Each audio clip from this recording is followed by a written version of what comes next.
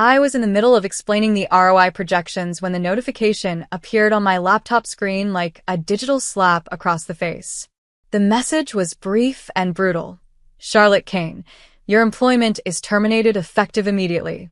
Please cease all company activities and report to HR after this meeting. 7 executives from Meridian Global sat across from me in the glass-walled conference room on the 34th floor.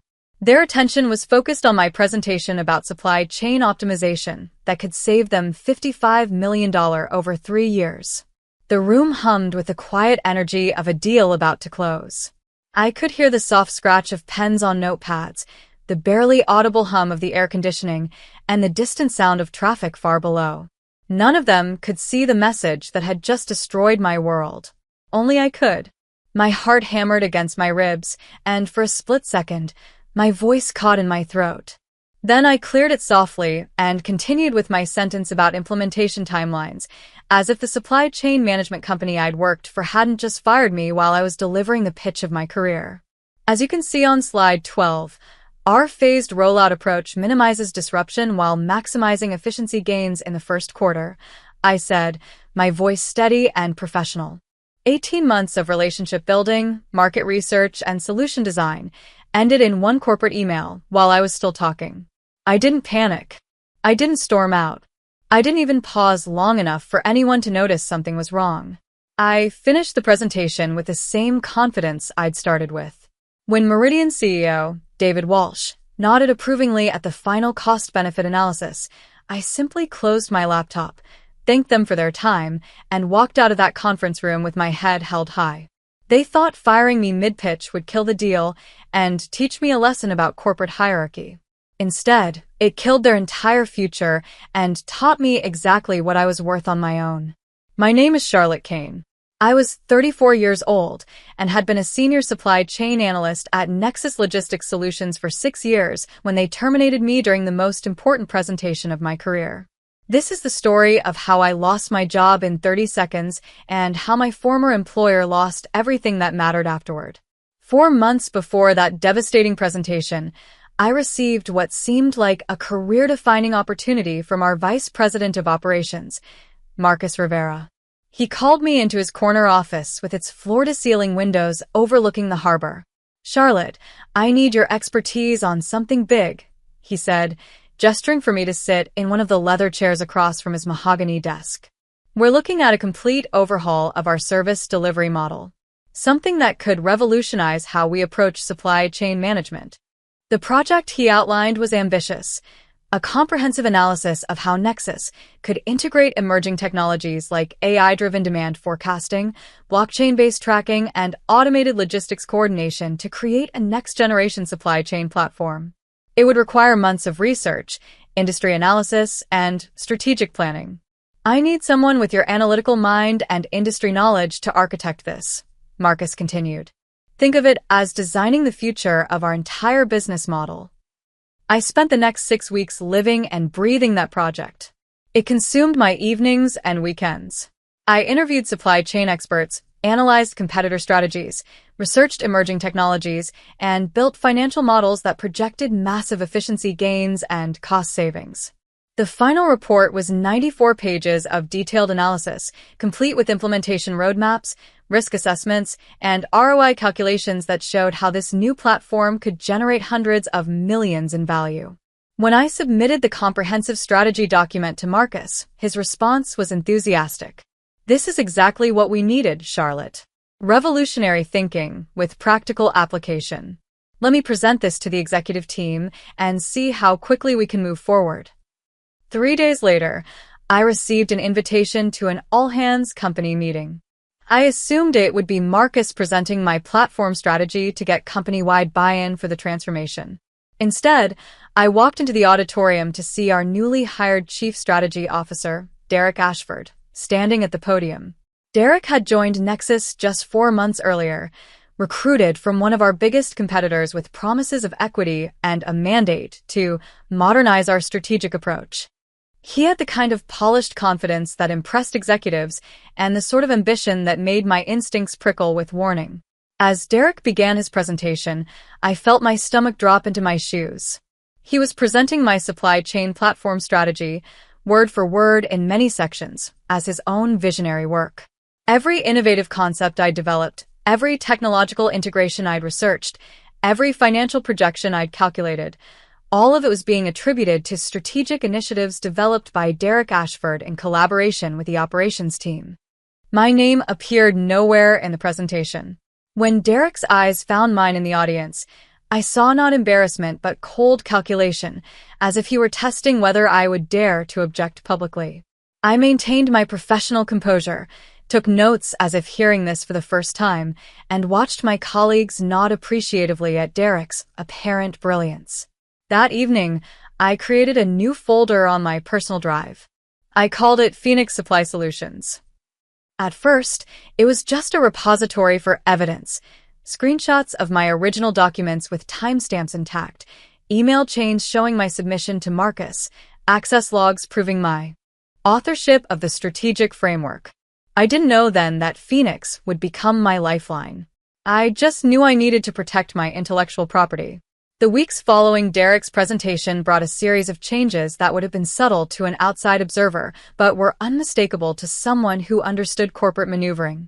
My access to certain databases was quietly downgraded. Email threads that had once included me as a key contributor suddenly stopped appearing in my inbox.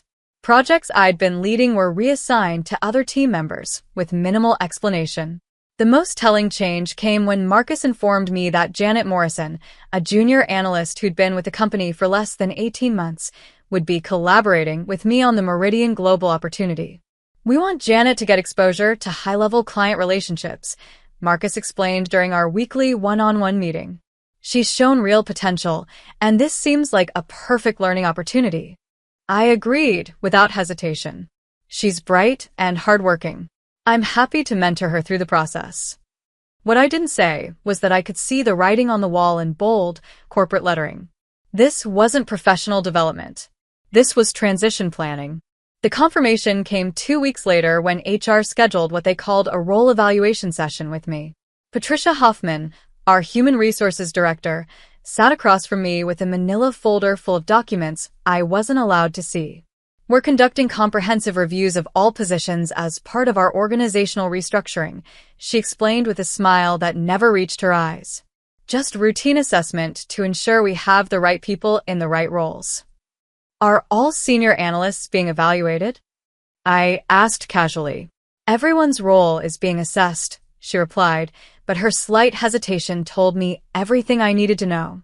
"Has Derek's position been evaluated as part of this process?" I kept my tone purely conversational. A flicker of discomfort crossed her features.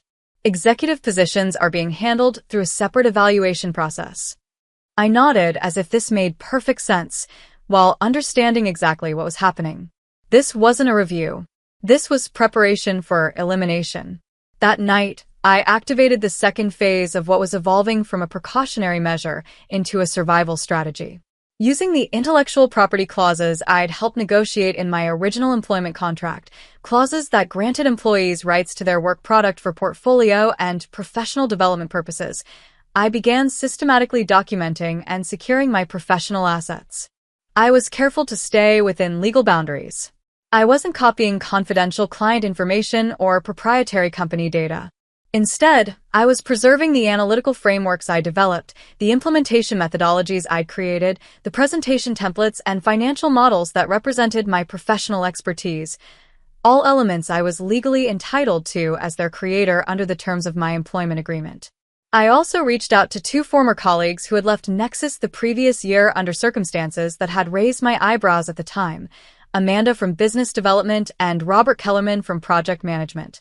We arranged what appeared to be a casual dinner at a restaurant across town from our office. "I'm exploring some independent opportunities," I told them once we were settled in a quiet corner booth. "Something that could operate parallel to my current role initially, but with potential for growth." Amanda, who had always possessed sharp political instincts, leaned forward slightly. "Are you thinking about competing with Nexus?" "Because that's dangerous territory, Charlotte. I'm not competing with anyone," I replied carefully. "I'm simply developing a framework that could operate independently if circumstances required it." And I'm doing it completely within the bounds of my employment contract. Robert, who had witnessed his own strategic work get reassigned during his final months at Nexus, smiled knowingly. You're expecting to be pushed out.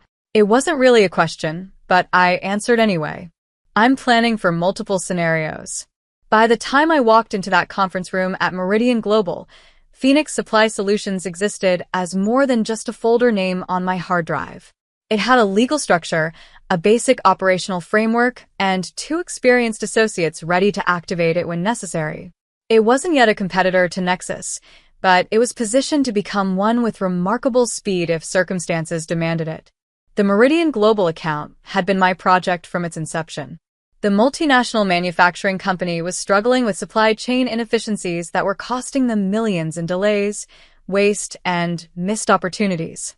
I had spent months building relationships with their executive team, analyzing their pain points, and developing a comprehensive solution that would transform their entire logistics operation. The presentation I was scheduled to deliver that morning represented the culmination of 18 months of work. I had personally cultivated relationships with decision-makers across their organization, identified bottlenecks they didn't even know they had, and designed an integrated platform that would revolutionize their supply chain management while generating substantial recurring revenue for Nexus. When I arrived at Meridian's headquarters that morning, I noticed Derek sitting quietly in the client preparation area. He hadn't been involved in any previous meetings with Meridian, hadn't contributed to the analysis, and hadn't helped develop the solution. Marcus thought I should observe today's presentation, he explained with that practiced smile of his. For strategic alignment purposes. I understood the subtext immediately. They were already planning for my absence from future client interactions. The presentation began at 9:30 a.m. sharp. I had rehearsed every transition, anticipated every question, knew every data point by heart. The Meridian executives were engaged from the start, asking detailed questions about implementation timelines, cost structures, and expected outcomes. Their chief operations officer, Elena Rodriguez, was nodding along with my efficiency projections. David Walsh, their CEO, was taking detailed notes.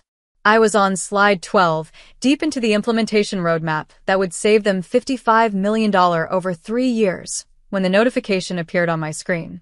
After completing the presentation and maintaining my professional composure through the Q&A session, I walked directly to my car without returning to the Nexus office. There was no point in going back to clear out my desk or have awkward conversations with colleagues. Everything that mattered was already secured elsewhere. As I drove away from Meridian's building, my phone started buzzing with messages from confused coworkers who had somehow learned about my termination. I ignored them all. This wasn't the time for explanations or emotional processing. This was the time for executing the contingency plan that had just become my primary strategy. I drove directly to a small office space I had quietly leased 3 weeks earlier under Phoenix Supply Solutions' name. Amanda and Robert were already there, having received my predetermined signal, a simple text message reading, "The meeting ran long." So they actually went through with it, Robert said as I walked through the door. It wasn't really a question. During the Meridian presentation, I confirmed, setting my laptop bag down on what would become my new desk. Amanda's eyes widened. They fired you while you were pitching a $55 million solution? That's not just short-sighted. It's corporate suicide. And it's going to cost them considerably more than they realize, I replied. Within 2 hours, we had activated every system we'd quietly prepared over the past several weeks. Phoenix Supply Solutions went from contingency plan to operating reality with the kind of efficiency that only comes from thorough preparation. We weren't starting from zero. We were simply switching on a machine we'd been building in stealth mode. Meanwhile, at Nexus, the initial tremors of what would become a corporate earthquake were beginning to register on executive radar. The first came directly from Meridian Global. Elena Rodriguez sent an email to Marcus later that afternoon. We were impressed with Charlotte Kane's presentation this morning and are ready to move forward with the implementation plan as discussed. Please confirm that Charlotte will be our primary point of contact for the project rollout. Marcus's response, carefully crafted with input from legal and HR, was diplomatically worded. We're delighted that you found the presentation valuable. Our implementation will be managed by our strategic team, with Derek Ashford serving as your primary contact moving forward. Elena's reply arrived within an hour. We specifically want to work with Charlotte Kane, who has demonstrated exceptional understanding of our operations and needs throughout this process. If she's not available to lead this project, we'll need to reconsider our options. This exchange, which I learned about later through industry contacts, was the first indication that Nexus's carefully orchestrated transition wasn't going to proceed as smoothly as they had anticipated. The second warning sign came when Meridian unexpectedly requested a postponement of the contract signing meeting that had been scheduled for the following week. The official reason was internal review processes, but the real message was clear. They were having second thoughts. While Nexus scrambled to manage the situation, I made my first strategic move. I sent a brief, professional email to Elena Rodriguez. I wanted to inform you that, as of today, I am no longer with Nexus Logistics Solutions. I wanted to thank you personally for the opportunity to work with your team and wish Meridian continued success with your supply chain optimization initiatives. Should you need any assistance in the future through my new venture, Phoenix Supply Solutions, please don't hesitate to reach out. No complaints about my treatment. No criticism of Nexus. Just a factual notification followed by a simple statement of my new professional reality. Elena's response came not to my email, but in the form of a message to Marcus and the Nexus executive team. We are suspending all contract negotiations pending a complete reassessment of our supply chain partnership options.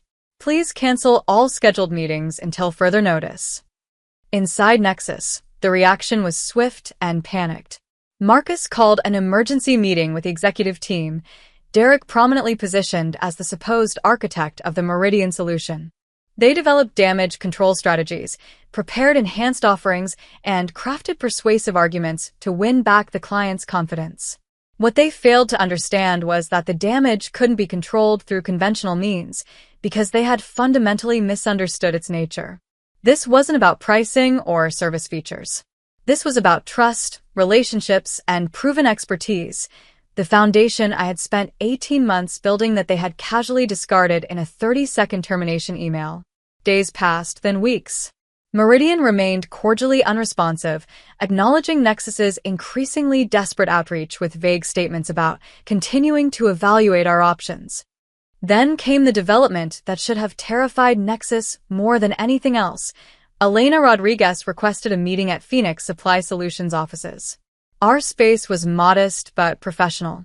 We had furnished it simply but thoughtfully, established robust digital infrastructure, and created an environment that projected competence and stability.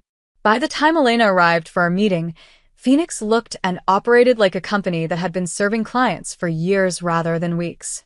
"I'll be direct, Charlotte," she said once we were seated in our small conference room. "We've invested significant time and resources in this supply chain optimization project, and your understanding of our operations has been the primary reason we were prepared to move forward with Nexus." I listened without interrupting, letting her continue. "What happened?" she asked bluntly. "Why would they remove you from our account without any transition planning or even notification to us?"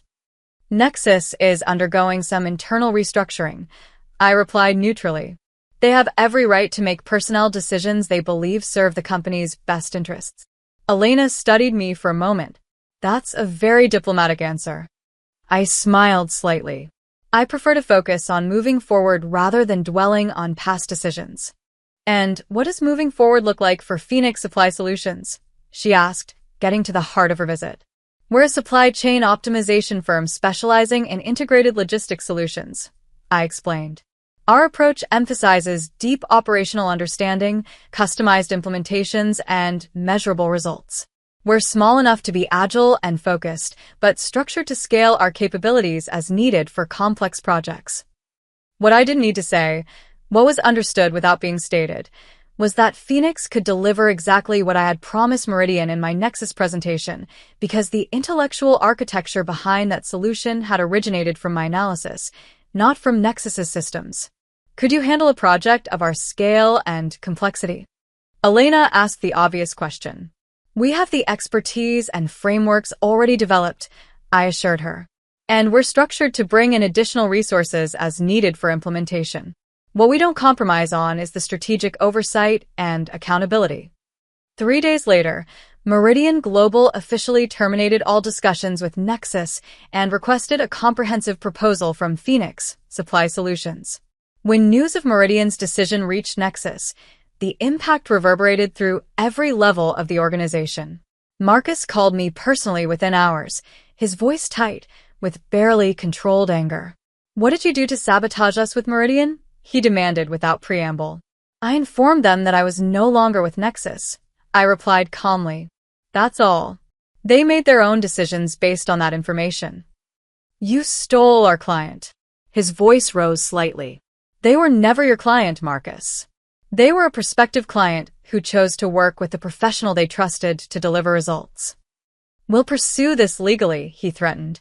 "Your contract has non-compete clauses, which apply to existing clients and proprietary company information," I countered. "I helped draft those clauses, remember. I understand exactly what they do and don't prohibit." The silence that followed told me he was beginning to grasp the legal reality. Nexus's own contract language, which I had helped develop years earlier, had created the very framework I was now using to establish my independence. "This isn't over," he said finally. "It is for me," I replied and disconnected the call. The Meridian account was just the beginning. Within 6 weeks, 2 other major prospects that I had been cultivating during my time at Nexus also reached out to Phoenix. Like Meridian, they were more interested in working with the analysts they trusted than with whatever company logo appeared on the business cards. Meanwhile, Nexus was experiencing unexpected turbulence across their client base. Their client engagement metrics, frequency of system access, response rates to communications, renewal discussions for existing contracts, showed a marked decline. Without my ongoing relationship management and strategic guidance, existing accounts were becoming less active, less responsive, less invested in continuing their partnerships with Nexus. Inside the company, the atmosphere was becoming increasingly tense. Word of my departure had spread through the organization, morphing with each retelling. Some employees believed I had been poached by a competitor. Others thought I had resigned in protest over strategic disagreements. Few knew the actual circumstances of my termination, but everyone could feel the vacuum created by my absence. Janet Morrison, the junior analyst who had been positioned as my replacement, was struggling under expectations she wasn't equipped to meet. Derek, despite his polished presentation skills, lacked the deep operational knowledge that came from years of hands-on supply chain analysis and client relationship building. The organizational restructuring that Derek had championed, based largely on my original strategic framework, was proceeding, but with increasing friction. Without the nuanced implementation approach I had outlined in my original proposal, the changes were creating conflict rather than efficiency. Departments that should have been collaborating were instead competing for resources and recognition. 4 months after my termination, Nexus lost another significant account, not to Phoenix, but to a different competitor entirely. The client cited changes in strategic support quality as their primary reason for switching providers. 2 weeks later, a major existing client announced they were reassessing their logistics partnership strategy. The dominoes were falling, not because I was actively undermining Nexus, but because they had removed the person who had been keeping those relationships stable and productive. Phoenix, meanwhile, was growing with careful precision. We had hired selectively, bringing on only professionals who shared our commitment to analytical excellence and client-focused solutions. Our reputation was spreading through industry networks, not through marketing campaigns, but through documented results. Meridian's supply chain transformation was proceeding ahead of schedule and under budget, generating the kind of success stories that attract attention in our field. 8 months after my termination, Phoenix and Nexus found themselves competing directly for a major new opportunity, a global electronics manufacturer seeking to completely redesign their distribution network. It was the kind of high-profile, complex project that could establish Phoenix as a major player in the supply chain consulting space. The final presentations were scheduled for the same day, with Nexus presenting in the morning and Phoenix in the afternoon. Nexus sent Derek along with a team of 4 specialists, including Janet Morrison. Phoenix sent me, Amanda, Robert, and our newly hired operations director, Michael Torres. We arrived at the client's offices just as the Nexus team was leaving. Derek's eyes met mine in the lobby. His confident expression faltered for just a moment before he recovered and nodded professionally. I returned the nod and continued toward the elevator without breaking stride. Our presentation was everything the Nexus presentation wasn't: focused, substantive, and precisely calibrated to the client's specific operational challenges. We didn't overwhelm them with buzzwords or impressive-sounding technical jargon. We simply demonstrated, with calm authority, that we understood their distribution problems and had developed a practical, measurable framework for solving them. We won the contract, not because of any lingering resentment I held toward Nexus, but because Phoenix was demonstrably better at delivering what this client needed. News of our victory sent another shockwave through Nexus's executive offices. Losing Meridian had been dismissed as an unfortunate anomaly, a client unusually attached to a specific analyst. Losing a head-to-head competition to Phoenix was different. It was a direct market judgment on the relative capabilities of the two companies. A week after the announcement, I received an unexpected message from Janet Morrison. "Can we meet for coffee? There are things happening at Nexus you should probably know about." We met at a quiet cafe equidistant from our respective offices. Janet looked exhausted, the kind of bone-deep weariness that comes from trying to succeed in an impossible situation with inadequate support. "The company is falling apart," she said without preamble once we were seated. "The restructuring is a disaster. Departments aren't communicating effectively, projects are missing deadlines, and clients are expressing frustration with service quality." I sipped my coffee and listened. "Derek keeps blaming execution problems," she continued, "but everyone who worked closely with you recognizes that the implementation framework itself has fundamental gaps that weren't in your original design." "How do people know about my original design?" I asked, genuinely curious. Janet gave me a tired smile. "You think we don't notice? Those of us who collaborated with you regularly can see your analytical approach in everything. We know where your strategic thinking has been modified, and usually not for the better." I considered this carefully. "Why are you telling me this, Janet?" She looked down at her coffee cup. "Because I'm planning to leave Nexus. Several of us are. And I wanted to ask if you might have any advice about where to go next." I studied her for a moment.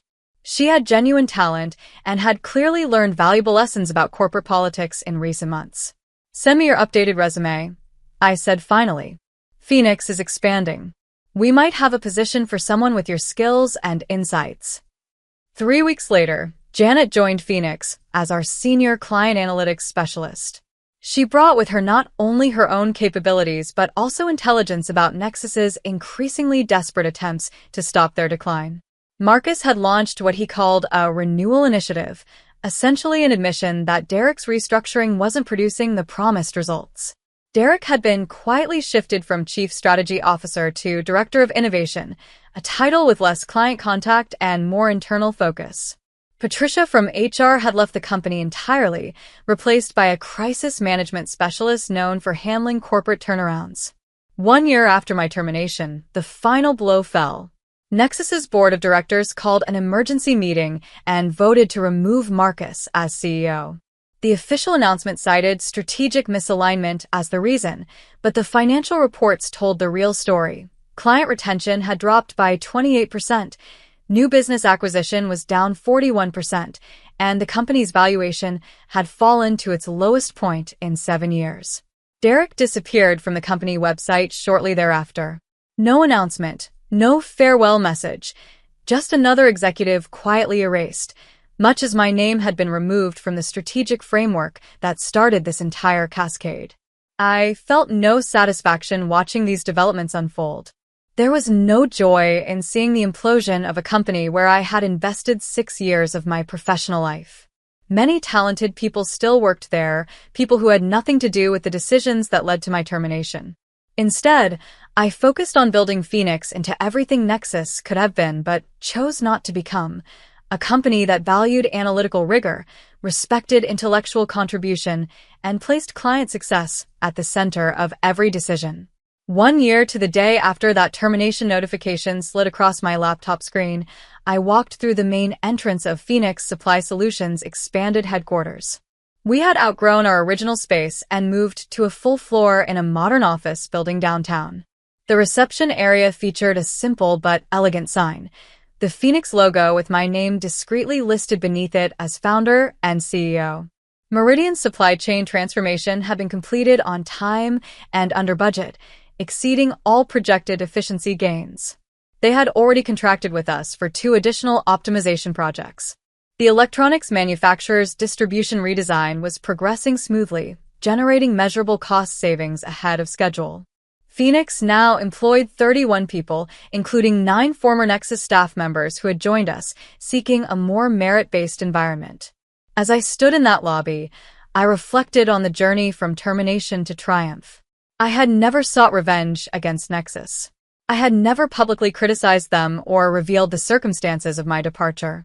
I had simply built something better, something that honored analytical excellence and client relationships rather than internal politics and credit theft. In the end, that approach was more devastating to Nexus than any revenge could have been. They hadn't just lost an employee when they fired me mid-presentation. They had lost their future. I was explaining ROI projections when HR terminated me in front of 7 executives. I had spent 18 months building that relationship and solution. They ended my employment in 30 seconds. They thought firing me would eliminate my influence and secure their control over my work. Instead, it eliminated their future and proved that true value doesn't reside in corporate structures. It resides in the minds that create genuine solutions. When I walked out of that conference room with my dignity intact, I wasn't ending my career at Nexus. I was beginning the most successful chapter of my professional life. My name is Charlotte Kane, founder and CEO of Phoenix Supply Solutions, and this is only the beginning of what we're building. 2 years have passed since that notification appeared on my screen during the most important presentation of my corporate career. Phoenix Supply Solutions now operates from offices in 4 cities with a staff of 67 professionals. We've become the supply chain optimization firm that industry leaders call when they need transformational results, not just incremental improvements. Nexus still exists, but as a shadow of its former self. They were eventually acquired by a larger consulting firm that valued their client list more than their operational capabilities. Marcus occasionally appears at industry conferences, though he's careful to avoid any direct interaction with me. Derek has reinvented himself at a technology startup on the West Coast, his online profile scrubbed of specific dates regarding his time at Nexus. The irony isn't lost on me. In trying to silence me during my moment of professional triumph, Nexus gave me the push I needed to discover my true potential. In trying to claim my intellectual work as their own, they freed me to create something authentically mine. In firing me while I was delivering value to a client, they inadvertently launched me toward achievements I might never have pursued otherwise. The lesson, I suppose, is that true professional value can't be terminated with an email notification, no matter how abrupt or humiliating its delivery. It resides in the relationships you build, the expertise you develop, and the results you create. Those things belong to you, not to any company, not to any title, not to any organizational structure. When someone tries to take credit for your work or eliminate your influence, they're making a fundamental miscalculation. They're assuming that value comes from position rather than performance, from hierarchy rather than capability. That assumption can be very expensive. I was in the middle of a sentence when they fired me. I finished that sentence, completed that presentation, and then started writing an entirely new story, one where I controlled the narrative. If there's a moral to this story, it's this. Sometimes being fired is the universe's way of telling you that you've been thinking too small. Sometimes losing your job is actually finding your calling. Sometimes the worst thing that happens to you professionally becomes the catalyst for the best thing you ever build. Phoenix Supply Solutions wasn't created to compete with Nexus. It was created to embody principles that Nexus had abandoned: analytical rigor, client focus, intellectual honesty, and merit-based recognition. Those principles have been our true competitive advantage. In the end, HR didn't fire me. They freed me. And in trying to terminate my influence, they accidentally launched me into creating something far more influential than I ever could have built within their system. That notification was meant to be an ending. Instead, It became the beginning of everything that truly mattered. My name is Charlotte Kane, and Phoenix Supply Solutions is my company, built with my expertise, guided by my values, successful on my terms. No termination email can take that away. No corporate restructuring can diminish it. No one can claim credit for what you build with your own mind and your own integrity. The client didn't just pull a $55 million deal when they fired me mid-presentation. They pulled the foundation out from under their entire future. And I took that deal, along with my expertise, my relationships, and my vision for what supply chain optimization could be, and built something they could never touch. Sometimes the best revenge is simply being successful enough that revenge becomes irrelevant. That's the power of turning your termination into your transformation.